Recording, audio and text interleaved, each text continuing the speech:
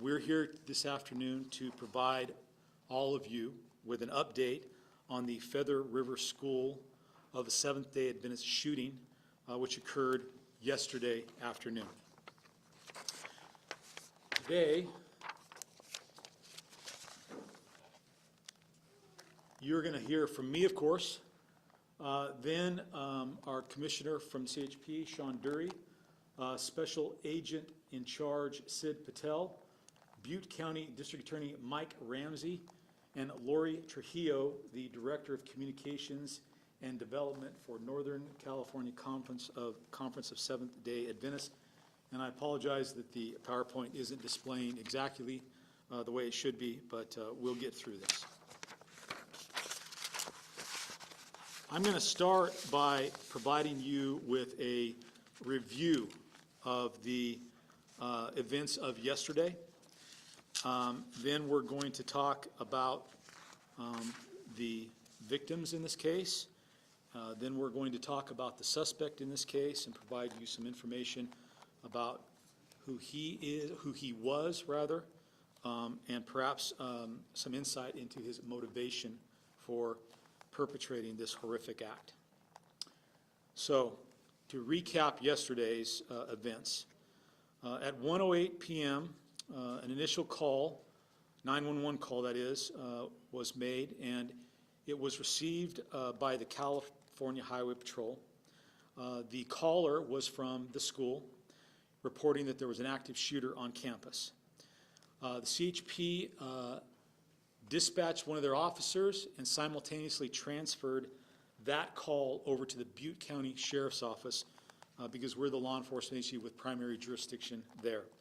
And I'll have the commissioner come up after I'm done talking, and he can provide some additional clarification about CHP's response.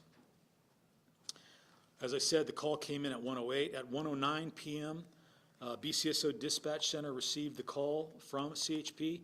They immediately dispatched every available deputy sheriff in Butte County, including deputies from North County. In addition to that, as is the protocol and the practice, law enforcement here in Butte County, consistent with our training, when there is an active shooter incident, it is an all-response situation, and we received responses and support from other allied law enforcement agencies, including the local police departments as well as state agencies, such as Fish and Wildlife, the CAL FIRE law enforcement officers, and of course California Highway Patrol. At 1:10 p.m., 2 minutes after the original call, the first CHP officer arrives on scene. He is directed to the area where the suspect is located down on the ground from what appeared to be a self-inflicted gunshot wound. That officer immediately secured the firearm, which was laying next to the individual. At 1:14 p.m., Butte County Sheriff's deputies arrived on scene, and at that point, deputies and CHP officers immediately began rendering aid to 2 students who sustained gunshot wounds.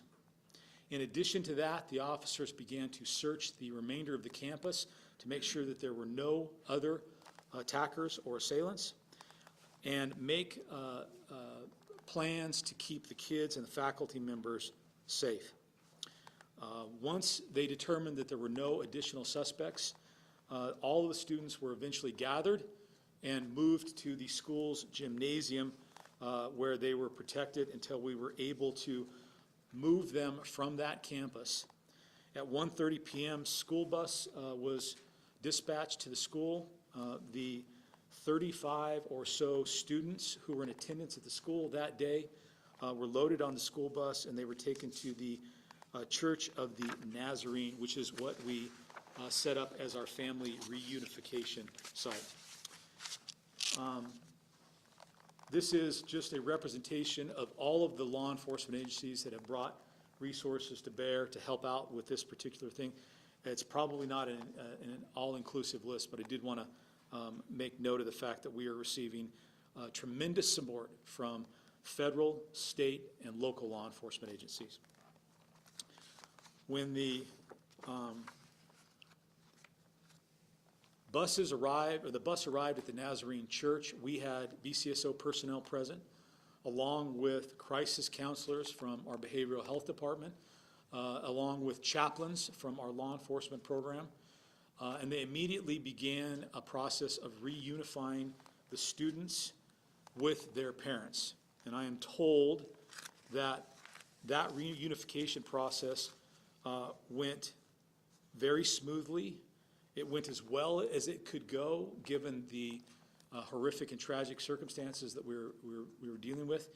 And I want to specifically comment and thank the all of the first responders, the crisis folks who were there to support the students and the family. But I also want to acknowledge the parents and the family members who, when they arrived, recognized that the best thing to do under those circumstances was to work with us so that we could have an orderly reunification. And I appreciate their efforts in that regard.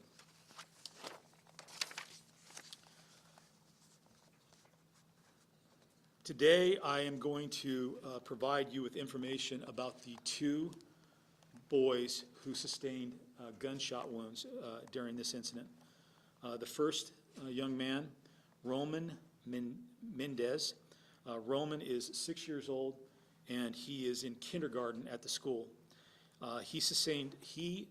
Roman sustained 2 gunshot wounds resulting in internal injuries. The other child that was seriously injured during the course of this, thank you very much. And I'm going to work hard to pronounce this correctly because it's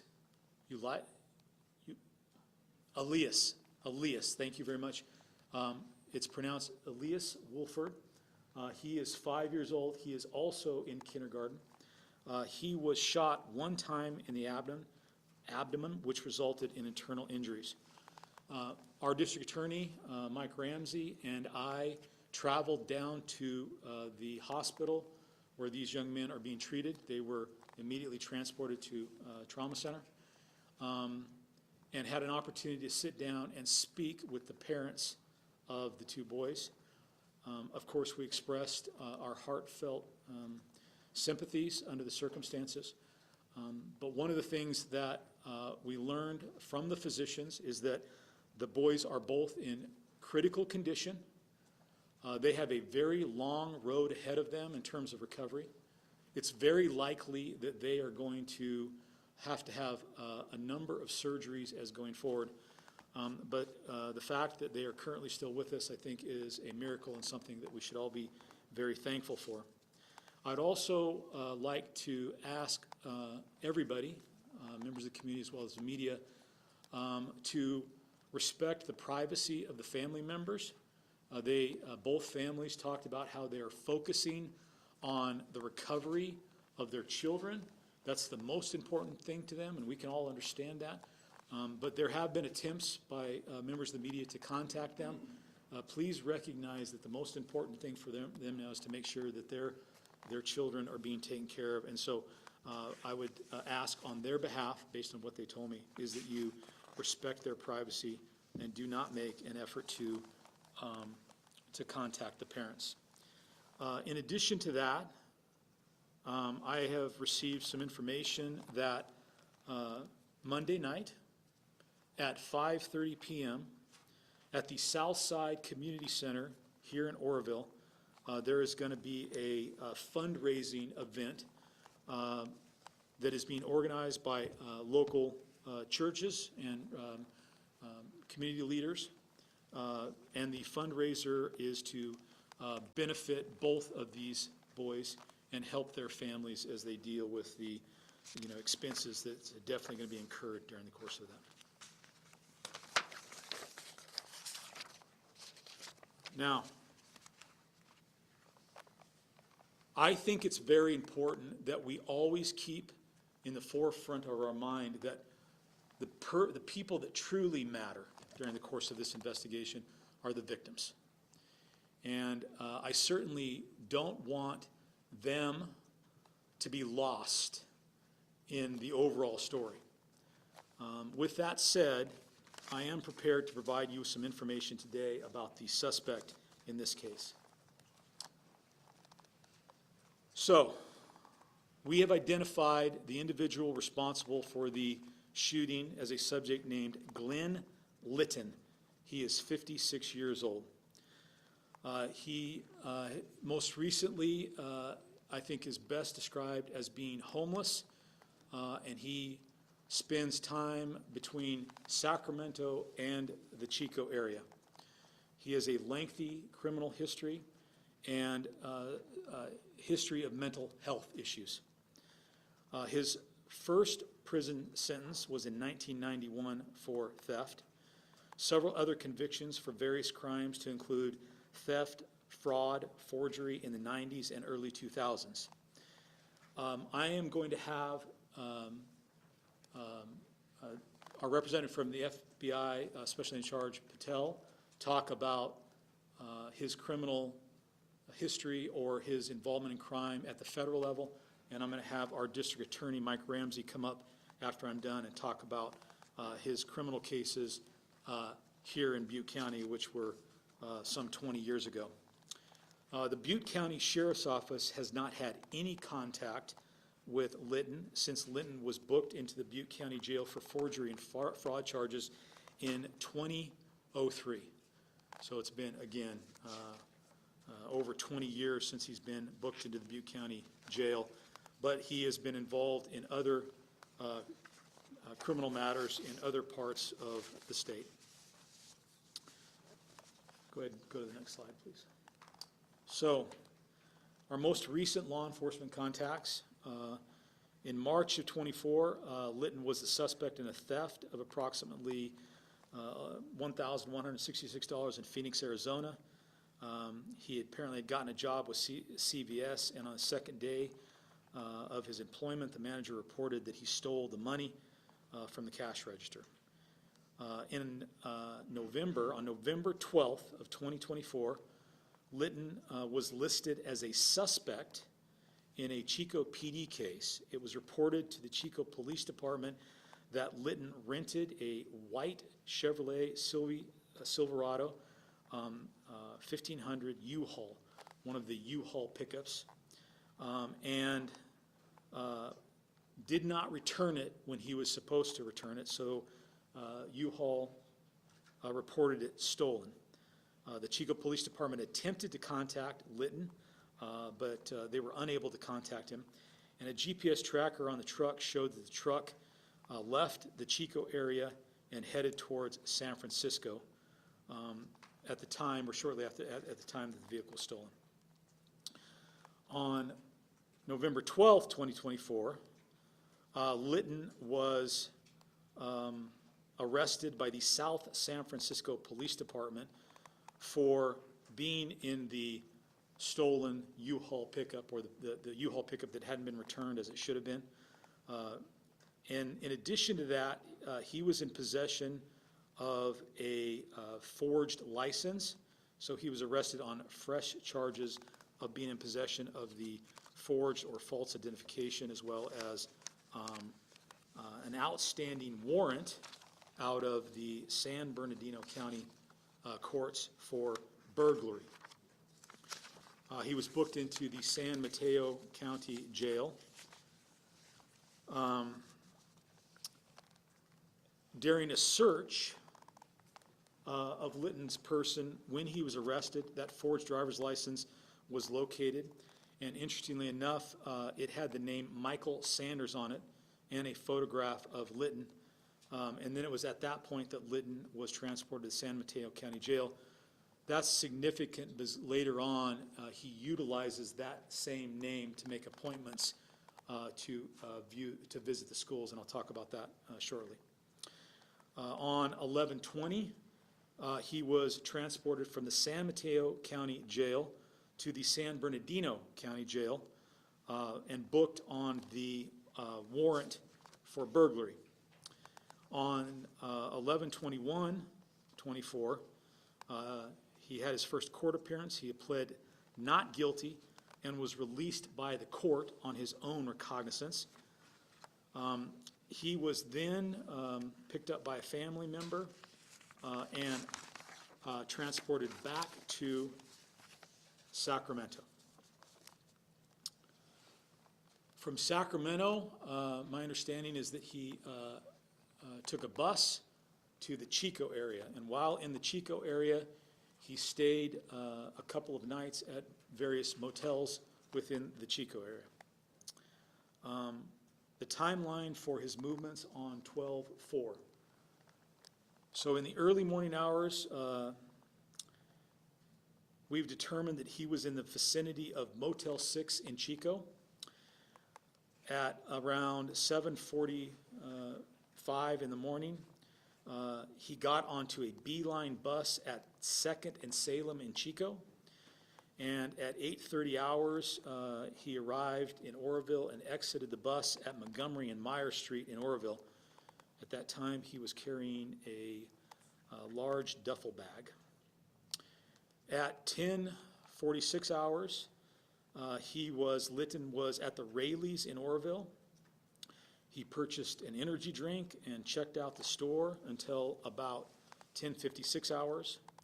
At 11:38 hours, he requested an Uber, and he used the alias Mark Hansen. At 11:57 hours, the Uber transported him, or arrived the Uber arrived at the bus stop on Spencer Avenue near Rayleigh's to pick him up. He had booked the ride to go out to the Feather River Seventh-day Adventist School located on Highway 70 in Cox. And the Uber driver dropped him off at that location at about 12:11 p.m. Now, I told you yesterday, and I'll reiterate today, that a couple of days prior to this, Litton had called the school and made an appointment to speak to an administrator about the possibility of him enrolling his grandson in the school. He booked that appointment utilizing the name Michael Sanders, which was the name on the fictitious driver's license that he had. The school set the appointment. When he showed up, he met with the school's principal. And as I said yesterday, it was a cordial conversation. The conversation centered around what it would take for him to enroll his grandson in the school. His story was that his daughter had recently moved to Gridley and that he wanted his grandson to go to that school, and he was willing to pay for the tuition. As it turns out, that was all a lie. His daughter had not moved to Gridley, and he did not have a grandson. So it appears to us that that story was a ruse to set up an appointment so that he could gain access to the campus. After the tour and after the meeting with the principal, he got up, and it appeared that he was going to leave. He started to walk back towards the parking lot, and this is him right here. In the first photograph, you see him walking one direction. Almost instantly, he makes a turn and starts to turn and walk back through the breezeway that leads to the playground. And the children at the school were finishing up their noon break and were in the process of heading back to the classroom. Note that he has his hand inside his jacket near his waistband. We believe that is where he was concealing the firearm. After that, he pulls the firearm and initiates his attack. That's when the two boys that we have talked about earlier were shot. The school principal reported that she heard a loud noise, which we believe to be gunshots, and then the children screaming. She immediately came out, found the kids, and began rendering aid.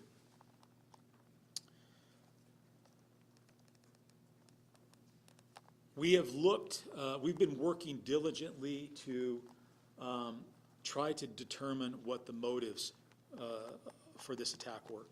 And yesterday I talked with you about the fact that we have received information that led us to believe that he targeted this school because of its affiliation with the Seventh-day Adventist Church.